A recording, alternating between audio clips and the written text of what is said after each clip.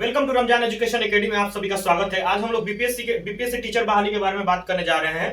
BPSC अध्यक्ष का आज एक इंटरव्यू था, उसमें जो सिलेबस से रिलेटेड जो डाउट था वो भी आज क्लियर हो जाएगा और क्या पढ़ना है, किस तरह पढ़ना है, वो सारी चीजें हम लोग यहाँ पे बात करेंगे। कौन सा बुक पढ़ना है और भी कौन कौन से डाउट है, सारी चीज हम लोग क्लियर करेंगे। तो सबसे पहले हम लोग लैंग्वेज को क्लियर करते हैं। जैसे कि सभी को 100 का लैंग्वेज देना था, 25 नंबर इंग्लिश और 75 नंबर चूज करना था हिंदी इंग्लिश और उर्दू हिंदी और बांग्ला में से। तो इस पे हम लोग पहले बात करते हैं लैंग्वेज पे। क्या डाउट था लैंग्वेज पे, उस पे हम लोग बात करते हैं। लैंग्वेज 25 नंबर का इंग्लिश था और 75 नंबर 75 का जो हम लोग का था वो था उर्दू बांग्ला और हिंदी में से सेलेक्ट करना था। तो हम लोग को डाउट था कि इसमें जो क्वालिफाइंग मार्क्स जो दिया हुआ था 30%, वो 30% 25 नंबर में से 30% भी चाहिए था और 75% में से भी 30% चाहिए था। ये हम लोग के अंदर डाउट था। तो ऐसा नहीं है, ये दोनों मिला के यानी 75 और 25 दोनों मिला के हम लोग को 30% क्वालिफाइंग मार्क्स चाहिए, तभी हम लोग एग्जाम के लिए एलिजिबल होंगे। कहने का मतलब ये हो गया कि अगर 30% हम लोग का नहीं आया और उधर 150 के एग्जाम में अगर हम लोग मेरिट में है तो हम लोग सीधे बाहर हो जाएंगे। तो ये अंक लाना 30% एग्जाम जरूरी है। अब इसको हम लोग इसका एग्जाम किस तरह होगा वो भी बात करते हैं। तो बीपीएससी के जो अध्यक्ष थे उन्होंने बताया कि जो 25 नंबर है ये एकदम नॉर्मल इंग्लिश रहेगा, एकदम नॉर्मल इंग्लिश। कहने का मतलब हो गया मीनिंग से रिलेटेड हो गया या सेंटेंस करेक्शन से रिलेटेड क्वेश्चंस पूछे जाएंगे। लेकिन जो 75 नंबर का जो लैंग्वेज का क्वेश्चन होंगे ये इजी नहीं होंगे। उन्होंने स्पष्ट कहा कि ये अगर हम इजी कर देते हैं तो स्टूडेंट इसी में से 30 नंबर ला लेगा और इसको टच नहीं करेगा। तो ये एकदम इजी नहीं होंगे, लेकिन ये जो होगा आपका 25 नंबर का इंग्लिश ये एकदम इजी होगा। तो एक डाउट एकदम क्लियर हो गया। दूसरा हम लोग 1 to 5 के लिए बात करते हैं। जो बच गया 150 नंबर का जो एग्जाम है उस पर हम लोग बात करते हैं। 150 नंबर का जो एग्जाम है आपको 1 to 5 में, इस पे हम लोग आइए बात करते हैं। इसमें भी उन्होंने दो भाग बांटा, एक 100 नंबर का और एक आपका 50 नंबर का।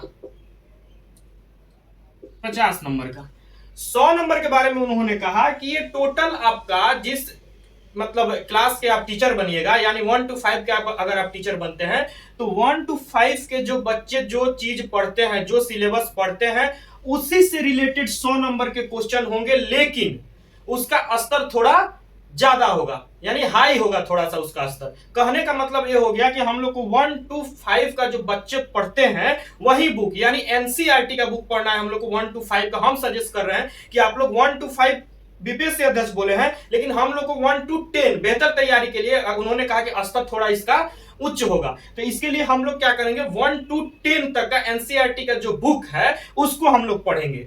एनसीईआरटी का बुक आप लोग खरीद लीजिएगा। जो बच्चे जो नियोजित शिक्षक जो पढ़ाते हैं वो जो बच्चे का बुक है वही वो लोग पढ़ेंगे, और जिन जो अभ्यर्थी हैं वो लोग बुक खरीद के एनसीईआरटी का 1 to 10 तक का आप लोग इसका तैयारी कीजिए। 100 नंबर का जो हम लोग का क्वेश्चन होगा इससे रिलेटेड होगा। एनसीईआरटी का बुक हम लिख दे रहे हैं, एनसीईआरटी बुक से आप लोग 1 to 10 तक का इससे तैयारी कीजिए, पहला से लेकर 10वां क्लास तक का, यानी 1 to 5 प्राइमरी के लिए। बच गया आपका 50 नंबर का यानी 50 नंबर का एग्जाम बच गया। ये उन्होंने कहा कि एक रीजनिंग बेस्ड एग्जाम होगा, यानी इसमें से रीजनिंग भी पूछ सकता है और करंट अफेयर्स भी पूछ सकता है। उन्होंने कहा कि ये हमारा मानसिक परीक्षण होगा। कहने का मतलब हो गया कि रीजनिंग बेस्ड यानी कह सकते हैं कि कुछ नंबर का यानी 2-3 क्वेश्चन हमारा शिक्षा शास्त्र से भी आ सकता है, बाकी रीजनिंग और करंट अफेयर्स हम लोग का मेंटल एबिलिटी जांच करना चाहते हैं। तो 50 नंबर का वो लोग देंगे। इससे करंट अफेयर्स से हो गया आपका, और आपका जीके जीएस भी इसमें रहेगा, इसमें भी रहेगा, लेकिन इससे आप इसमें भी जीके रहेगा करंट अफेयर्स के रूप में, और उसके बाद आपका रीजनिंग हो गया। तो ये इन्होंने कहा कि ये एग्जाम हम लोग सिलेबस इसका नहीं करेंगे, क्योंकि हम लोग को मेंटल एबिलिटी आपका जांचना है। तो ये हम लोग कहीं से पूछ सकते हैं। अगर इसका सिलेबस हम लोग जारी कर दिए कि यहाँ से पूछेंगे तो फिर हम लोग आपका मेंटल एबिलिटी जांच नहीं कर सकते हैं। तो ये चीज क्लियर हो गया। आप लोग इसके लिए करंट अफेयर्स का तैयारी कीजिएगा। उन्होंने कहा कि शिक्षक अभ्यर्थी को हमें देखना चाहते हैं कि वो जागरूक है कि नहीं, देश दुनिया के बारे में क्या घटना घट रहा है, ये सब तो सीधा उनका करंट अफेयर्स और रीजनिंग से मतलब था। तो आप लोग करंट अफेयर्स जो है, जो बहुत सारा पब्लिकेशन का आता है, वो लोग आप दृष्टि हो गया, और भी पब्लिकेशन आप लोग पढ़ सकते हैं 50 नंबर का। और रीजनिंग का भी आप लोग प्रैक्टिस कर सकते हैं, नॉर्मल रीजनिंग का बुक कहीं भी मिल जाएगा, वो प्रैक्टिस कर सकते हैं आप लोग। तो ये आप एकदम इसको लग जाइए इसमें। ये आपका 150 का क्लियर, और इसको आप एकदम 1 to 10 का जो है एनसीईआरटी का बुक खरीद लीजिए और उसको 1 by 1 करके एकदम खत्म कीजिए। क्योंकि इन लोगों का कहना है कि 3 महीने के बाद ये लोग एग्जाम लेगा, यानी फॉर्म फिल कराने के 3 महीने के बाद ये लोग एग्जाम लेने जा रहा है। यानी कहने का मतलब हो गया कि फॉर्म तो ये लोग बोले हैं कि 1-2 दिन में ये लोग रिलीज कर देंगे नोटिफिकेशन, और अप्लाई कराने लगेंगे इस मंथ के लास्ट तक, और 3 महीना समय देंगे, यानी अगस्त से सितंबर में ये लोग इसका एग्जाम कंडक्ट कराएंगे। अब आइए हम लोग आते हैं इस 150 को 6 to 12 तक इसको समझ लेते हैं, क्योंकि 6 to 12 तक का इन लोग का एग्जामिनेशन पैटर्न एक ही है, सब्जेक्ट बेसिस से ये लोग ज्यादा पूछेंगे।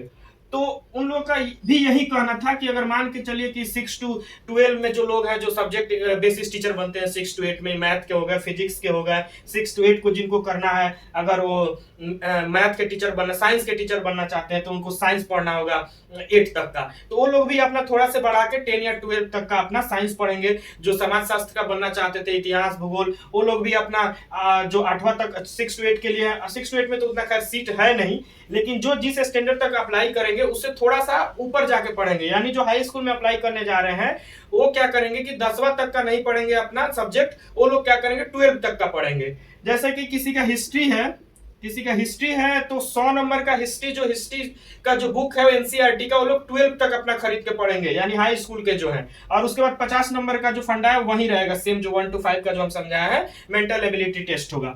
तो ये हो गया, क्लियर हो गया, यानी सब्जेक्ट से आप लोग का 100 नंबर का तैयारी करना है। उन्होंने यहां तक कह दिया कि आप बिहार एग्जामिनेशन बोर्ड का सिलेबस उठा के देख सकते हैं, जो पहला से लेकर 12 तक सेम वही सिलेबस हम पूछेंगे। तो इससे एकदम जाहिर है कि हम लोग को जो किताब पढ़ाया जाता है, जो हम लोग पढ़े हुए हैं उसको ही पढ़ना है। 75 प्रकार का बुक आप लोग नहीं पढ़िएगा, इधर से उधर को 10 गो बुक आएगा, वो सब पढ़ने से कोई फायदा नहीं है। कंसेप्ट क्लियर करना है, ढंग से पढ़ना है, तो आप लोग एनसीईआरटी का बुक खरीद लीजिए 1 to 12 तक, उसको आराम से पढ़िए। बाद में आप लोग किसी पब्लिकेशन का बुक खरीद के और ऑब्जेक्टिव मार सकते हैं। लेकिन हम लोग क्या करते हैं एग्जाम में, सबसे बड़ा गलती कर देते हैं कि ऑब्जेक्टिव टिक करने लगते हैं, सेट बनाने लगते हैं, इतना सेट बना देता है सब, और रिजल्ट आता नहीं है। क्यों नहीं आता है? क्योंकि हम लोग का कंसेप्ट क्लियर नहीं होता है। अगर हम लोग जैसे कि गांधी जी के बारे में पढ़ रहे हैं, गांधी जी के बारे में पढ़ना है हम लोग को, और ऑब्जेक्टिव का सेट मार रहे हैं और उसमें दे दिया गांधी जी का जन्म कब हुआ था, तो केवल हम लोग यही ना समझेंगे कि गांधी जी का जन्म 2 अक्टूबर को हुआ था।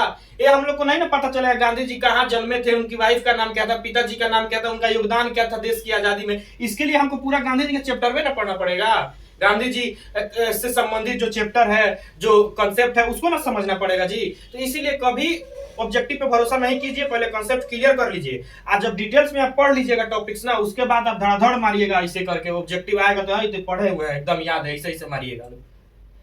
तो बेहतर है कि आप लोग एनसीईआरटी का बुक खरीद के पढ़िए। जो नियोजित शिक्षक हैं वो लोग, जो अगर रनिंग पीरियड में है, वो लोग के लिए तो और बेहतर है, वो लोग थोड़ा ध्यान से पढ़ाएं और उसको समझें, क्योंकि पढ़ाने से ज्यादा उन लोगों को क्लियर होगा।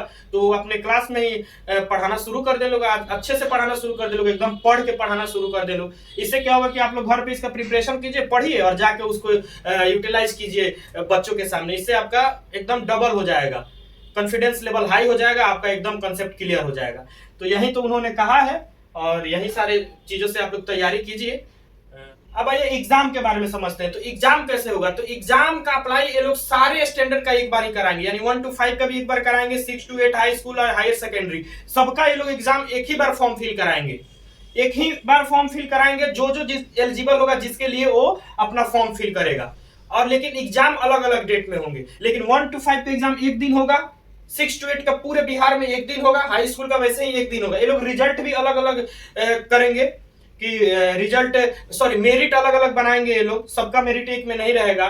दूसरी चीज, निगेटिव मार्किंग को लेकर इन्होंने कहा है कि अगर 5 क्वेश्चन, वो क्लियर ये लोग नहीं कहा है, क्योंकि अभी इन लोगों में राय नहीं बनी है कि 5 ऑप्शन रहेंगे या 4 ऑप्शन रहेंगे, इस पर सहमति नहीं बना है। ये बताया है लोग कि नोटिफिकेशन में इसका जिक्र होगा, जैसे ही नोटिफिकेशन रिलीज होगा ये लोग इसको क्लियर करेंगे। एग्जामिनेशन के बारे में इन्होंने कहा कि क्वेश्चन जो होगा वो स्टूडेंट के सामने खोला जाएगा, उसके बाद जो OMR सीट होगा वो अपलोड कर दिया जाएगा वेबसाइट पे। एग्जाम के तुरंत बाद वैसे भी बीपीएससी आपको आंसर की निकाल देती है, तो एग्जाम के बाद ये लोग आंसर की डाल देंगे, तुरंत बाद डाल दिया जाता है बीपीएससी में। और ये लोग बोले हैं OMR सीट भी, जैसे कि सीटेट में पहले होता था OMR सीट डाल दिया जाता था, वैसे ये लोग बोला है कि OMR सीट भी ये लोग वेबसाइट पे अपडेट कर देंगे। तो हम लोग का एग्जामिनेशन पैटर्न होगा। तो आप लोग तैयारी पे लग जाइए। बाकी आप लोग चैनल को सब्सक्राइब कर दीजिए, लाइक कर दीजिए, हमसे जुड़े रहिए। जो भी इन्फॉर्मेशन होगा हम आप लोग को देंगे, जो भी इन्फॉर्मेशन होगा, जैसे भी होगा, हम जैसे ही कोई भी इन्फॉर्मेशन आएगा हम आपको अपडेट करेंगे। बस आप लोग जुड़े रहिए, सपोर्ट करते रहिए। बहुत बहुत धन्यवाद आप लोग का। मिलते हैं नेक्स्ट वीडियो में।